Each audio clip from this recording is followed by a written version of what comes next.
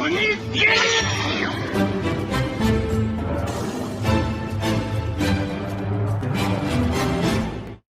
it going, everybody? Welcome to the channel. As always, if you enjoyed today's video, don't forget to hit that like and subscribe. We don't just have reviews, we got discussions on just Jujutsu Kaisen, Kaiju number 8, One Piece, a bunch of stuff on the channel. So go check that out if you enjoy. The alarms are being raised because, well, Maki's about to start tearing through the Zenin facility because, well, yeah, you know why. You know why. Destroy everything. Yeah.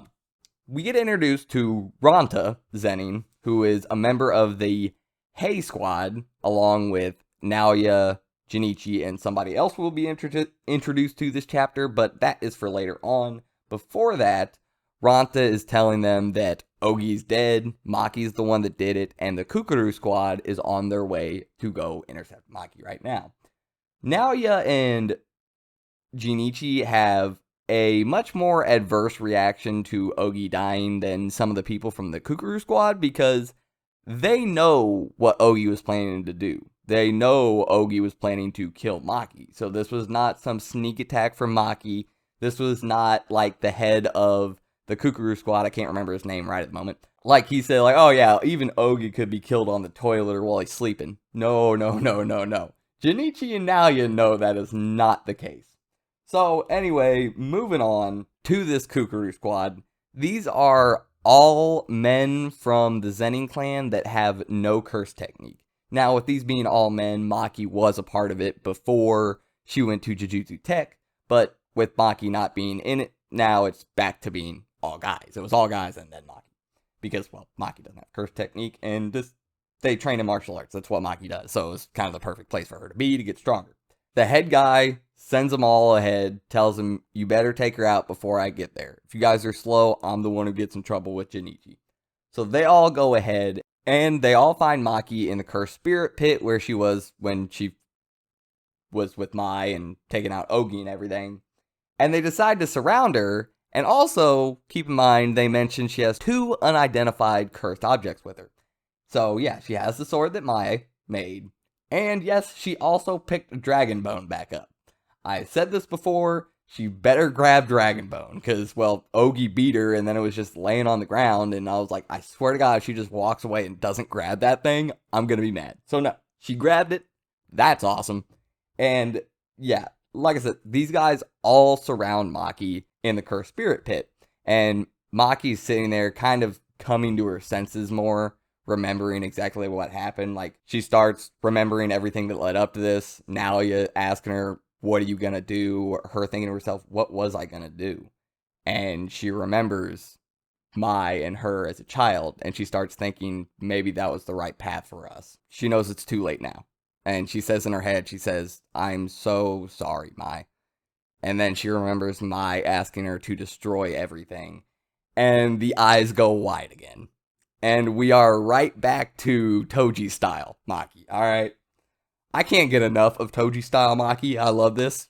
Toji style is my new favorite style. You know animal style fries from like In-N-Out or whatever? No, or animal style. No. Toji style, alright? No animal style. Toji style. So, yeah. We figure out that at least for where Maki's at this point in the story, everybody else around is literally just cannon fodder. They are actually nothing. Because this dude tries to go in and attack Maki first.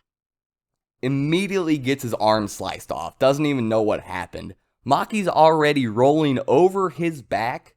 Slicing through somebody's head on the other side. Bringing the sword back around to slice the dude's head off that she just cut his arms off. That's basically this whole sequence. Is stuff like that going on. Maki is flipping around, showing that not only is she faster and stronger than these guys, but she's kind of way more skilled too.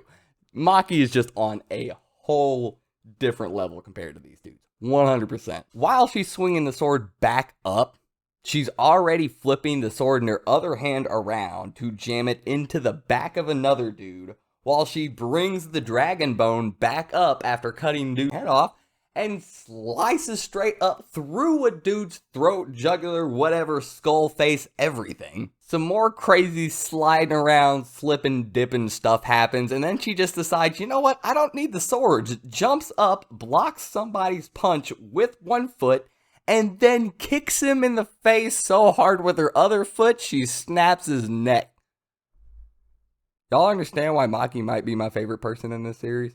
Like, I thought it was awesome when Yuji was, like, sliding over cars and, like, grabbing open windows to, like, stop his momentum and, like, flipping back over and then, like, punching the car into somebody. Like, alright, yeah, that's awesome. I still love Yuji for that. He's still got a lot of drip when it comes to how he fights. But Maki is just on another level with this type of stuff.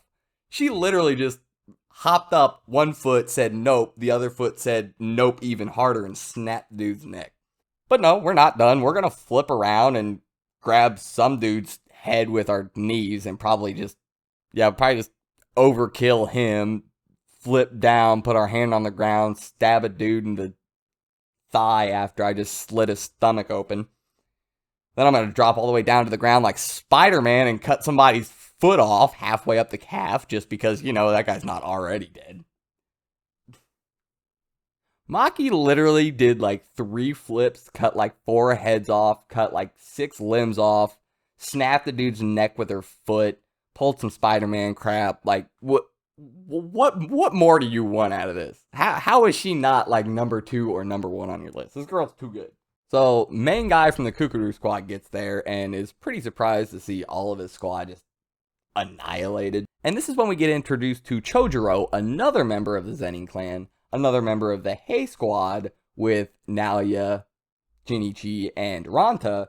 And this guy's got a pretty cool curse technique. It's just Earth style from Naruto. Like, he just makes 2 huge, like, it's kind of Full Metal Alchemist almost, where you see the huge, like, earth hands come out of the ground, and they slam down on Maki. That does absolutely nothing to Maki. Not even relatively close. So, I also have to mention this. Chojuro looks like a turtle man. Like, what? what is he? He looks like a kappa. He's like a turtle. But anyway, the Hei squad, as we find out, is the strongest squad the Zenin clan has at its disposal, and every single member of it is bare minimum semi-grade 1. As we also figure out that don't mean shit. This whole giant earth hand style stuff did absolutely nothing to Maki. The head of the Kukuru squad is even thinking that to himself, like, how can she move like this after getting hit by Chojuro's technique? I'm gonna tell you right now, it's because old Turtle Man ain't got shit on Maki, that's how. She absolutely annihilates both of them, stabs them in the throat within like 5 seconds of the fight actually starting. Gets hit by Ranta's curse technique, which we don't even know exactly what it does, at least I don't think we do, I don't. But these eyes appear behind her and she seems locked in place. For a moment. Because Ranta tells Jinichi he's got to end it now because Maki is basically just like Toji. And he also confirms that the only reason the Zenin clan is still alive is because of Toji's whims. Toji allowed them to live. He could have killed them at any point. The only reason he didn't is because I think he just didn't care enough. So Maki almost immediately breaks out of this hold and just shatters these eyes that were holding her down, causing Ranta to just start splurting blood from both of his eyes. So he had nothing. Absolutely nothing. His whole technique was to hold her down and he couldn't even do that. So we get the big boy. We get Jinichi coming in with like 10 giant hands just smashing the entire Zenin compound looking like. And nothing. Yeah, he got annihilated off screen, and all we get to see is his severed head. Bro, I'm sitting here like, yo, Jinichi's gotta be pretty strong, right? Like, he's gotta be pretty badass. Like, we're gonna get something from him, right? Nope. Not a chance. Not even close. All Maki did this entire chapter was annihilate everybody. Now, I wasn't sure if we were going to get, like, more Zenin clan members, like, how many there were going to be. I didn't think that if we did get introduced to more of them, they were really going to stand a chance, and they didn't. I figured we already knew the biggest hitters, and I was right. But I expected Junichi to be stronger than that. I'm not gonna lie. I love Maki so much that I'm not like disappointed by like, oh well, he was because it was Maki. But yeah, I expected Junichi to be a lot stronger than that. And I'm guessing he was a pretty strong person, just Maki is on another level. I just kind of expected Junichi to at least be close to another level. No, no, no. He was not even close to another level. Not even close. But this raises some questions.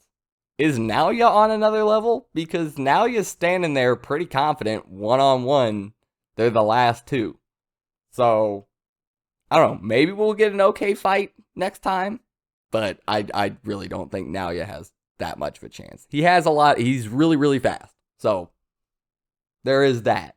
But, I don't know how much. He is the captain. We do figure out Naoya is the captain of the Hay Squad. So, he was above Junichi. But anyway, to end this off, Maki, after dunking on them this entire chapter, just dunks Junichi's head in the pond.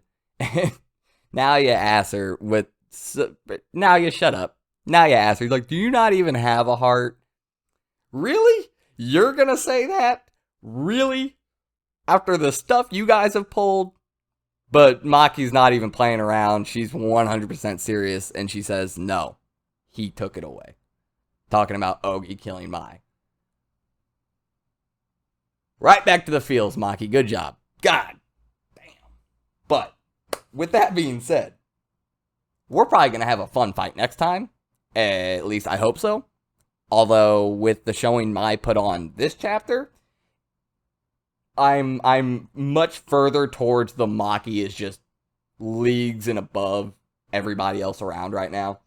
Like, after last time, I was like, okay, yeah, she's going to be stronger than them, but by how much? This time, it kind of put it very, very clear that she is way above these guys. Now, the only question is, where is Naoya fallen in that spectrum? Because I have absolutely no idea how strong Gege Akutami wants to have Naoya be perceived as right now. Because he did, like I said, we have seen him lose a fight, but he lost a fight to a very strong character. So I have no idea how this is going to go down. But this chapter was amazing. Maki, if not number 1, number 2 in the whole series. I don't care what anybody says. This was a sister's rage on full display. And after seeing that picture that I used for the thumbnail at the beginning and seeing this afterwards, it's incredible. This chapter was awesome. This was crazy. This was so much fun. I hope you guys enjoyed. I don't really know how much there is to like break down in this chapter, like really dissect anything, because it's Maki annihilating everybody. It's what it is. So I hope you guys enjoyed. This has got a lot of editing. This is already over 17 minutes and it cannot be anywhere near that long. So I hope you guys enjoyed. I'll see you next time and I'm out.